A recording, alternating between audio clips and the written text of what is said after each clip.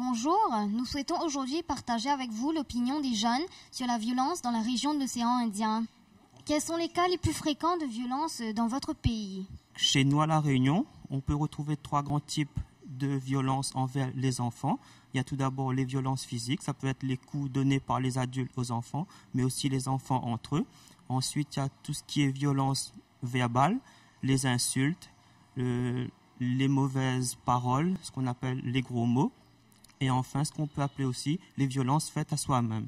C'est par exemple tout ce qui est tentative de suicide et les grossesses précoces, mais ça concerne surtout les adolescents.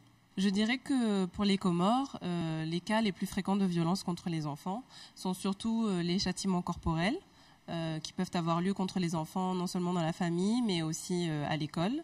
Il y a également des cas d'humiliation et d'intimidation dans les mêmes cadres, famille et scolaire. Et enfin, certaines violences dont on parle peu, les violences contre les enfants dans les prisons. Aux Seychelles, les cas les plus fréquents quand même rejoignent un peu le même cas des autres pays. Mais le cas le plus fréquent, qu'on en parle très peu à travers les médias, c'est bullying. On dirait comme s'il y a une espèce de laisser-aller, et pourtant, c'est bel et bien présent. Et Viviane, connais-tu les cas spécifiques de violence dans ton pays? Eh bien, dans mon pays, à Madagascar, je peux citer 2 cas très spécifiques. D'abord, étant donné que Madagascar est un pays à vocation touristique, l'exploitation sexuelle des enfants à des fins commerciales, c'est à ne pas cacher. Et une autre, c'est le fait que dans les régions rurales, où la pauvreté est très élevée, les familles ont tendance à faire travailler les enfants dès leur bas âge.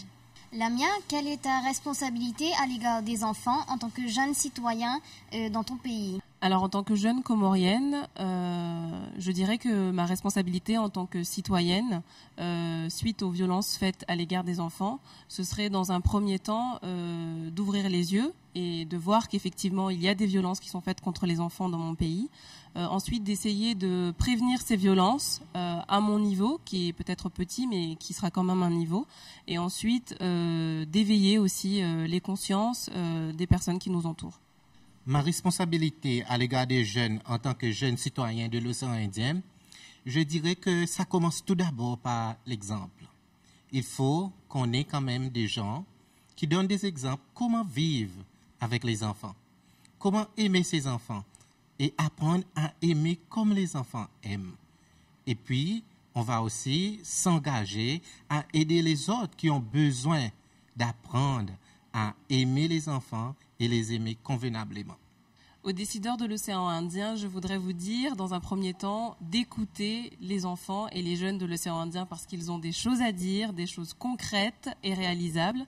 Ensuite, je voudrais vous dire d'essayer le plus possible de mettre en adéquation vos législations qui sont de plus en plus favorables à la protection des droits de l'enfant avec les actions concrètes sur les terrains qui doivent être faites au profit des enfants de l'océan Indien. Chers décideurs, nos enfants ont besoin de vous.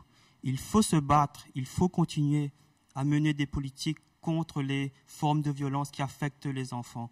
Mais il faut aussi se battre contre les conditions socio-économiques qui favorisent ces formes de violence-là. C'est une lutte difficile, vu qu'il y a encore tout un étendu de travail à faire, mais ce n'est pas impossible aussi.